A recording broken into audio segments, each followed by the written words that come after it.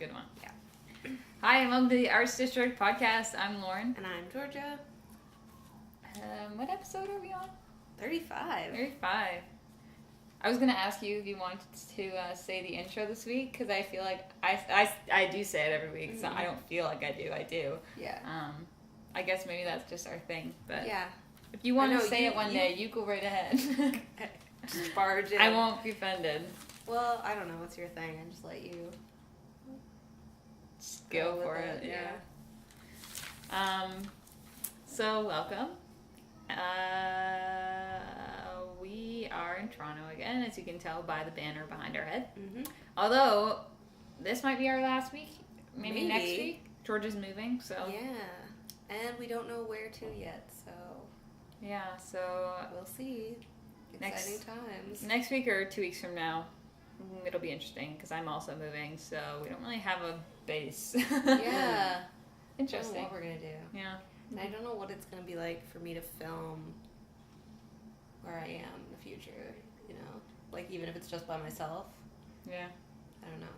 We'll make it work. Yeah. You always have a bedroom with a door. Yeah, I know, but it's like, so weird. She's talking to herself again. Yeah. She's filming herself. It's so creepy. That's okay. Yeah. All right, so pretty full episode, I think. I got a few things to go through. What about you? I've got a couple things. Yeah? Yeah. Briefly, I'll just mention first that Roots North Music Festival is happening this weekend, and I was planning on going. Right. But just because of that big hassle that's kind of happened in my life lately, it just isn't working out. I have to stay in Hamilton, sadly. Mm-hmm. So if you're there, let us know how it is on our Facebook page. I'm sure we'll see the updates, but I wish I was there. Yeah. I wish I was going. Oh well. Yeah. Next year. Next year. But we get to do lots of fun Toronto Hamilton things. So. Yes, we do. Not that we're leaving it really behind, but just there's other stuff to do, and we're not there, so. Yeah. Sorry. I need to stop shoulder shrugging this episode. I don't know. Okay, yeah, sorry. I keep looking at the glare in my glasses. George's wearing glasses too, so you're just going to see like these like beams of light going into your face. We got away from using our lights for the past couple months because we had such nice natural light, and now we had to use them because it's dark out now, and back to the glare. Yep. It's like we're in the early episodes again. Yeah. How to defeat glare? That's what I want to know. I don't know. Have glasses with like no glass in them. That doesn't work though for me. Oh, because you need them to see. Yeah. I was like, what? Are your eyes super glary? Yes. Okay. Do you have anything little to mention? I have a couple of little things. Go for it. One of them's partially your thing, so we can talk about it. But today is the day, and I know this is airing like 4 days too late, but today, Thursday, the 23rd, is the day to vote for the Orillia Museum of Art and History's Sir Sam Funk video in the museum dance-off. So hopefully everyone will have voted today, and they'll make it to the next round. Mm-hmm. But we shall see. They were up against 2 other museums, and I watched them, and I would definitely say Aurelia's was... I didn't watch them because I just knew that Aurelia's was probably the best. Yeah. It's so good. So, I don't know, if you haven't seen it, check it out. It's linked on our Facebook. It's on the Orillia Museum of Art and History's Facebook, and their YouTube, and it's all over the place. We've also mentioned it on Twitter, so there's lots of ways to find it. Check it out because it's really good, and you should vote. And I guess we'll give you updates on the second round and stuff, depending on how things play out. Yes, keep an eye on our Facebook page for that. Yeah. So, the other thing is... What? My second thing? Yeah. Sorry. Well, it's a thing that we were talking about, I think, Monday? Or maybe we mentioned in last week's episode. I can't remember. What? Neil Young is playing WayHome. Oh, yeah. No, we didn't talk about it. I just texted you it in all caps. Yeah. So Neil Young is playing WayHome. Huge. Yeah, big deal. Awesome. There was a couple other bands, too, that I was like, oh, nice, they're on there, and now I can't remember. I should have mentioned that. I knew there was something I was missing. I gotcha. Yeah. I can't remember the other bands that I was, like, so for. No. Yeah, he is on it. Oh, yeah, I know, but I wasn't like, yeah, Brendan Flowers. Yeah.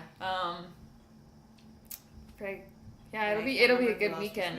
I'm really excited for that. Yeah, everything was really up in the air for me this week, and when you texted me saying like Neil's playing WayHome, and I even like instantly looked on the WayHome Instagram, because they've had really good Instagram posts, and saw it, and I was like so excited, and things have just been so crazy, and like what I'm doing for the summer and stuff like that.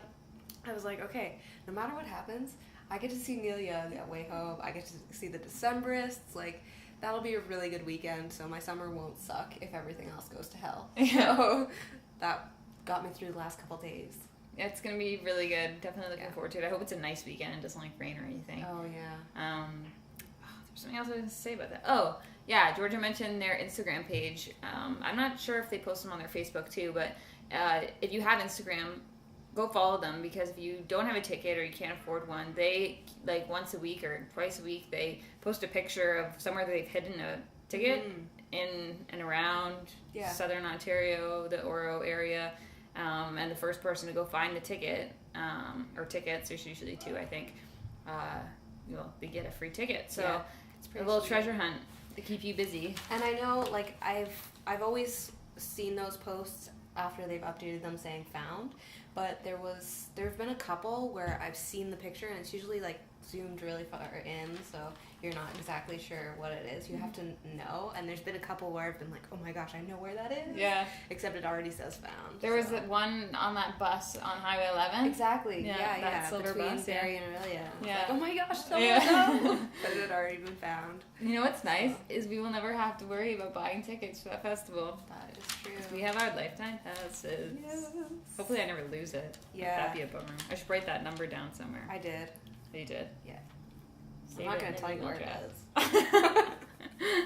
Especially not on this.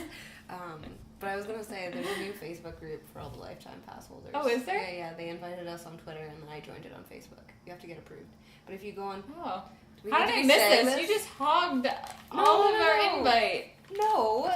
They invited us on Twitter, like the podcast. Oh, like a general... Because the podcast is where we tweeted all that stuff from. Okay. They invited, or they posted about it and tagged us on Twitter, and then through Facebook I went to it. So cool. Members only. Yeah. Wonder if we'll have reunions after we're all friends. Well, that's what they said. They were like, we might as well get to know each other, since we'll be in the same place one weekend every year for the rest of our lives. So. Man. Cool. Yeah. It's gonna be going in my will one day. My lifetime passed away home. Mm-hmm. Do my grandchildren. They skip a generation. Okay, well. Yeah.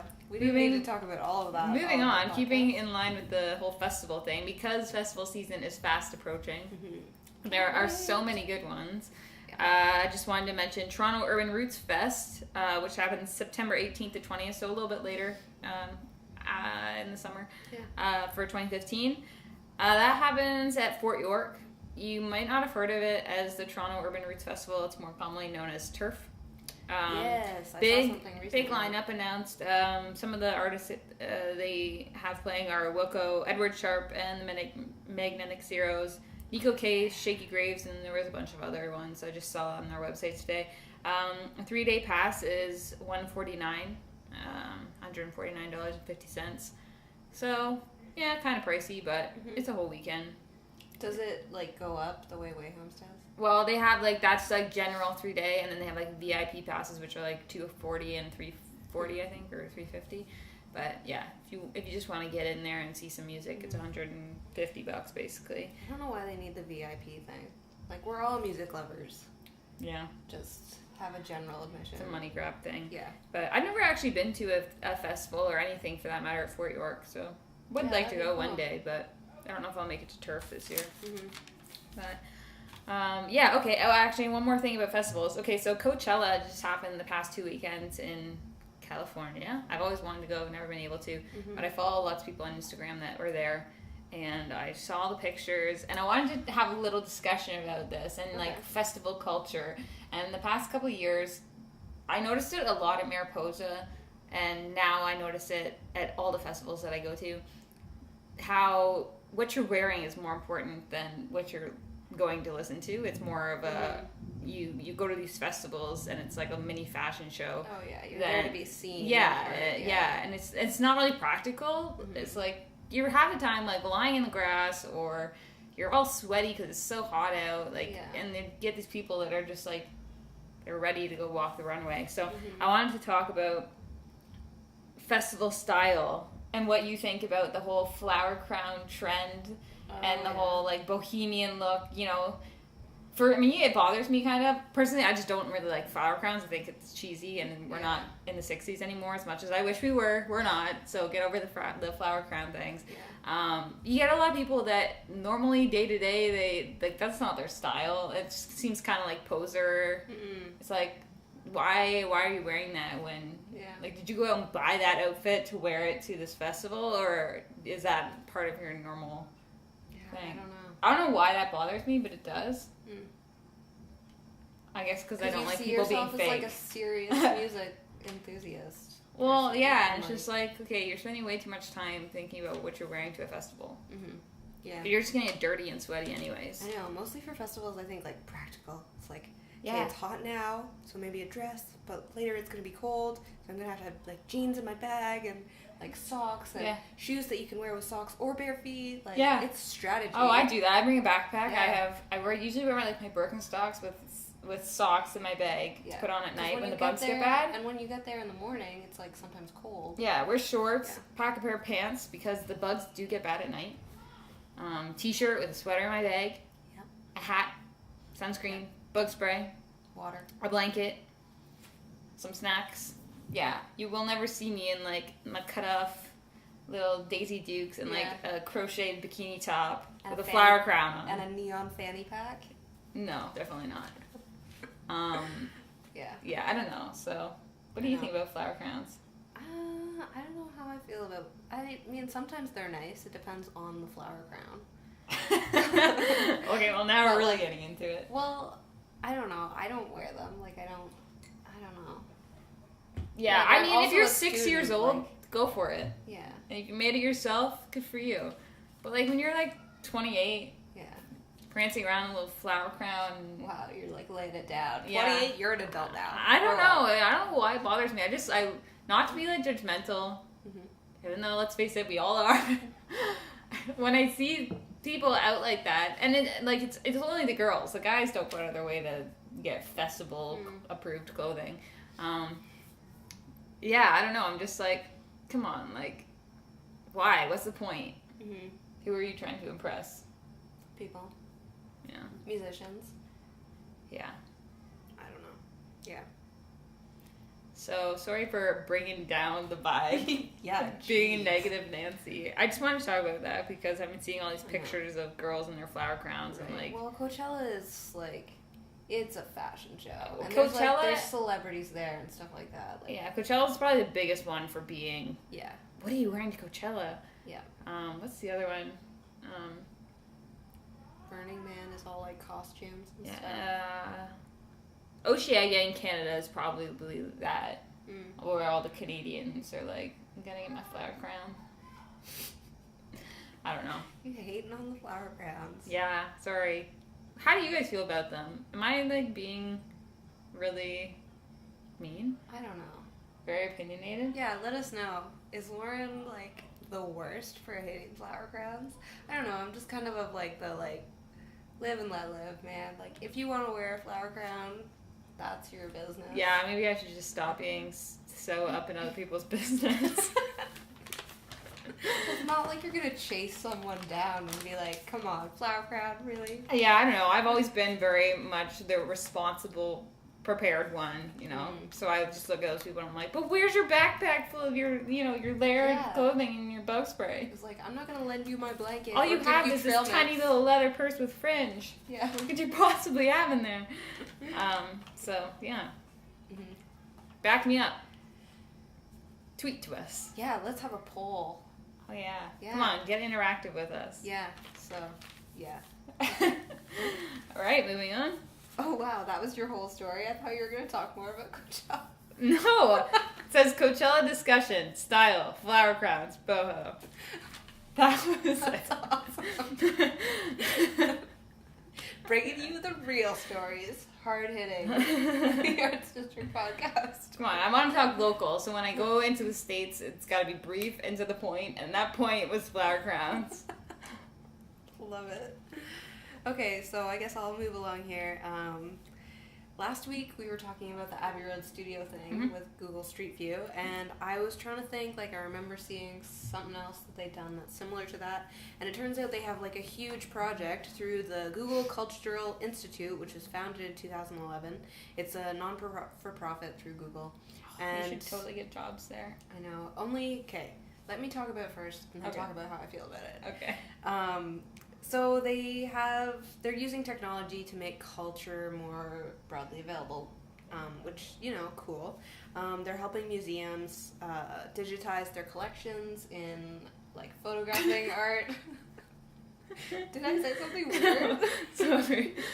I'm living in the past. Okay. Okay. Is this a potato thing? No.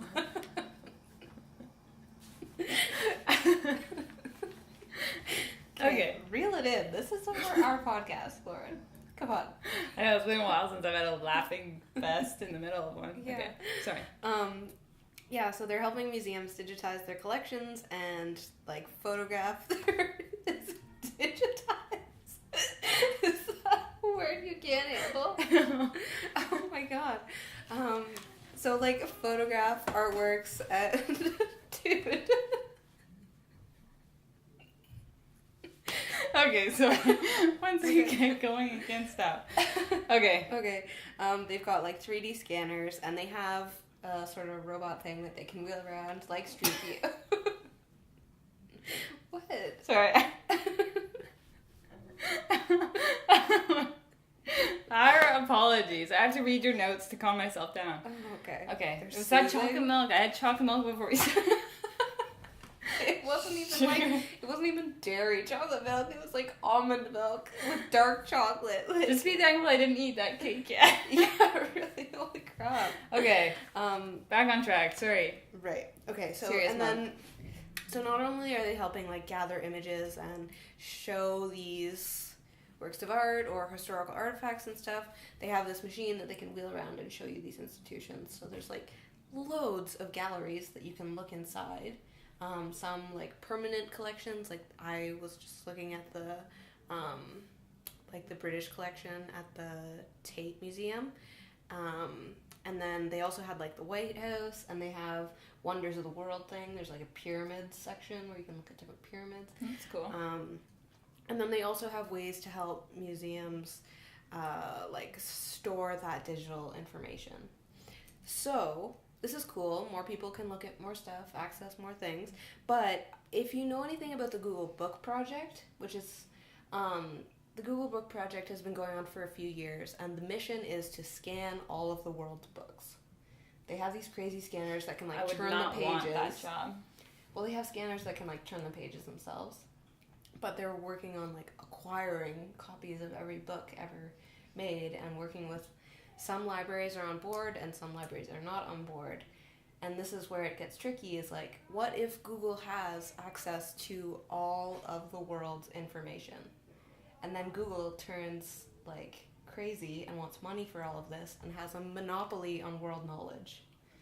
Yeah, that's crazy. And you can't afford to access Google. You can't afford to educate yourself. Yeah, so as much as... this Google Street View art project through the Google Cultural Institute is cool and allows people to see this stuff, what happens if Google is the only one that has all of this information? It's part of their big plan to take over the world. When did Google get so big? It's unreal. Google's insane. Like they were nothing, and then they were, like, huge. Yeah, and then it speaks a lot to, like, marketing and advertising that they've been able to maintain this company persona as, like, a friendly, cool, chill thing. But when you think about it, it's one of, like, the largest companies in the world. And it has massive sway in, like, politics and stuff like that. Mm-hmm. So, this is cool and terrifying. Yeah. Yeah. Yeah, I'm on the fence. I don't know how I feel. Mm-hmm. I don't know if I'll ever actually go on Google and look into those things. For me, I'd rather go have the actual experience. I mean, if you can't afford it to, cross the ocean and go into the Tate Museum or to see the pyramids, and but that's just another thing of making our whole world on a screen in front of us. It's like, I want to get away from that. I'm tired of feeling like I'm looking at something in the palm of my hand all the time. Like, I want to look around me and actually get out and do things and see things, and I don't want technology to make it too easy for me, Yeah. So, interesting. Do you want me to talk about my music? Yeah. Okay, so last week I mentioned that I had a band to talk about this week, and I was very excited to talk about them. So here it is. The band that I'm talking about this week is Holy Roller. They are from London, Ontario. They are a three-piece consisting of Kieran Morgan, Todd Speziali, and David John. I actually know Kieran and Todd. They lived in London when I lived in London. Kieran was in my program, and Todd, I think he went into MIA after. Oh, okay. But he might have been doing general arts and science when I was in the program.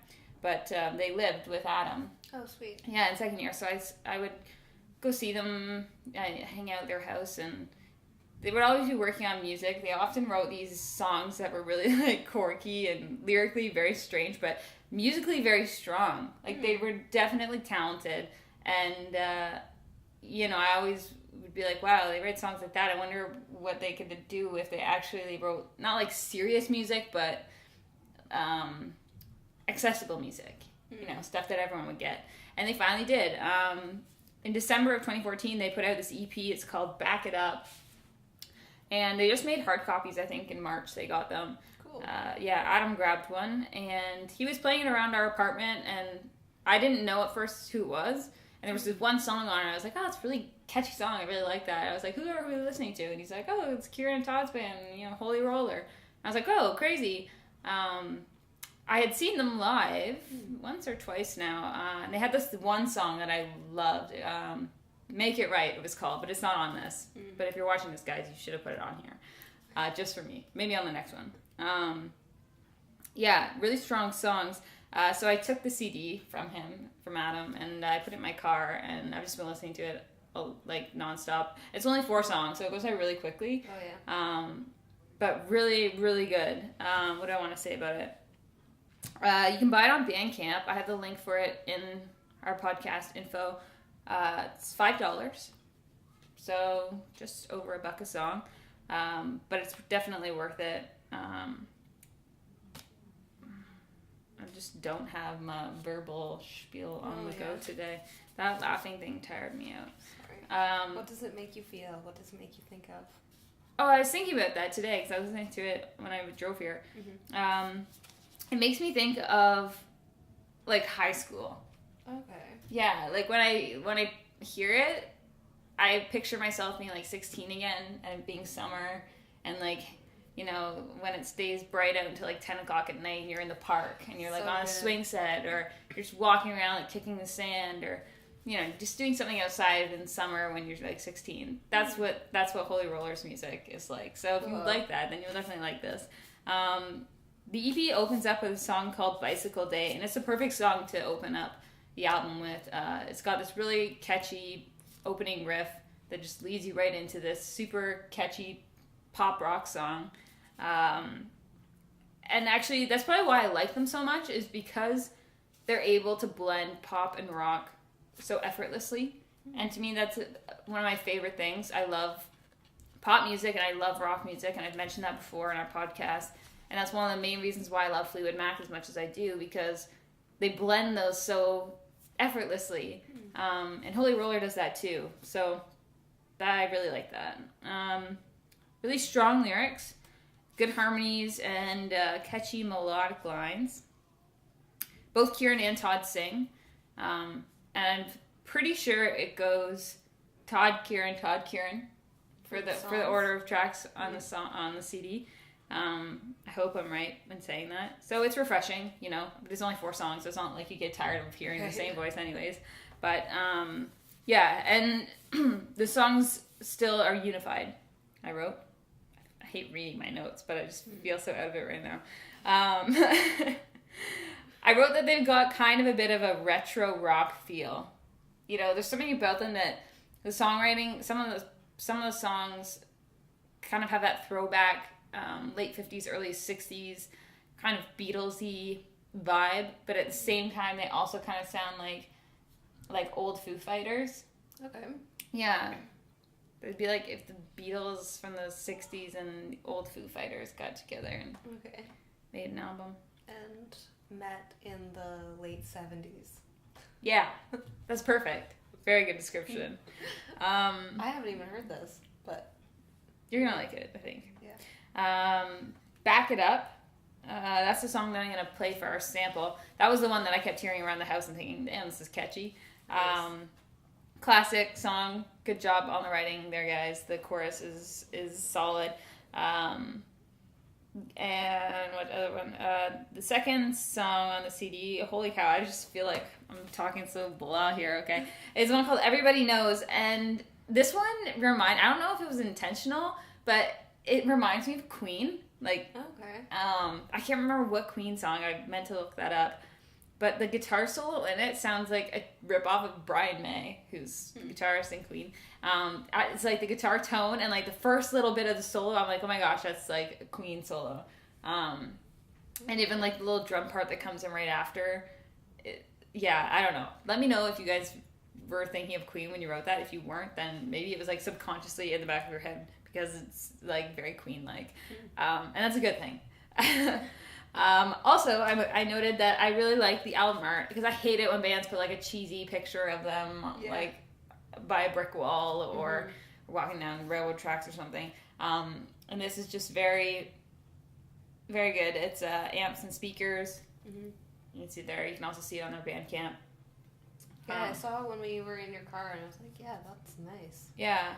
And if you go on their Facebook page, there's a link for that also in our little information part. There's a picture of them like standing in front of like basically this.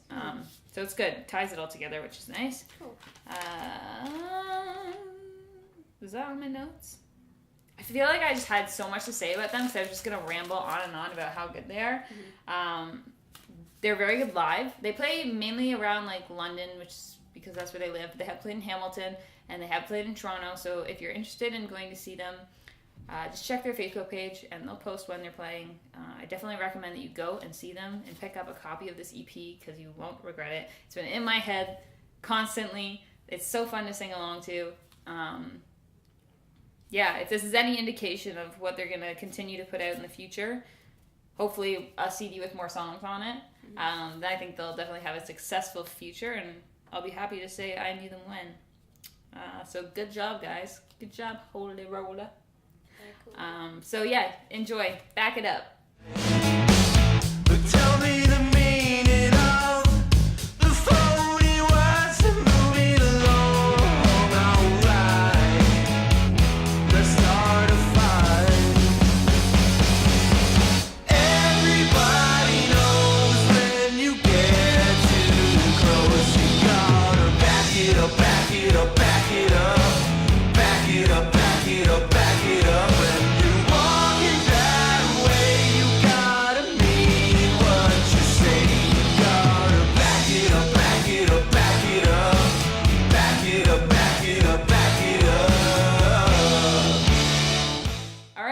Hope you liked Holy Roller. Don't forget to go onto their Facebook page and like it, and go onto their Bandcamp, or wait to go see them live and pick up the CD. $5. $5. Nice. Yeah. All right. So, one last thing for me, and this is an article I came across on Twitter because I follow Canadian art, and the article was called "Canada's Galleries Fall Short: The Not So Great White North." Or, if you know the contents of this, it's kind of the very white north. This is studies that they've been doing on Canada's sort of leading large galleries since 2013. So it hasn't been that long, a couple years. But what they were looking at was how solo shows represent the population. So they were looking at living artists solo shows, and then they divided things up based on like male to female ratio and like white to people of color for each male and female. And essentially what they found is not surprising. It is largely white men who have these solo shows. And it seemed in the places where they had sort of a closer to half and half men to women ratio, it was just like white men and women. So yeah, kind of messed up. It is 2015 and we need to be doing better because representation matters. And Canada is failing.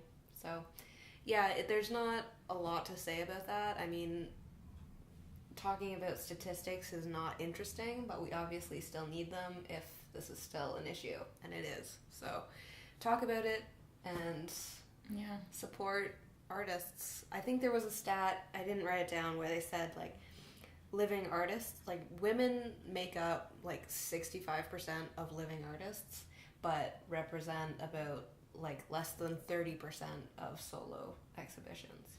So, interesting. Like that doesn't make sense, you know. There's obviously something going on. So, yeah, just people got to be aware. Yeah, you got to start making the change. There's something like art too that is so diverse. Yeah, exactly. Yeah, it's interesting. Kind of on that same line, forgot to mention last week when we went to that Love Art show, Schilling. What's his first name? Bawabin Schilling. He had some pieces there, and I immediately recognized it, and I was like, oh my gosh, that's like Lake Couchiching or whatever. That was really good. So yeah, that was neat. Yeah, if you want to see, he did a pop-up gallery in Aurelia for Starry Night, and we had some footage from that. So if you check out one of our early episodes, it might be even like episode 5. Yeah, I was going to say 4 or 5. Yeah, we went to Starry Night, and you can see some of that stuff that Lauren recognized in Toronto. Yeah, so I knew it. It's cool. I was on the ball. Okay. I think that is it for episode 35. 35. Yeah.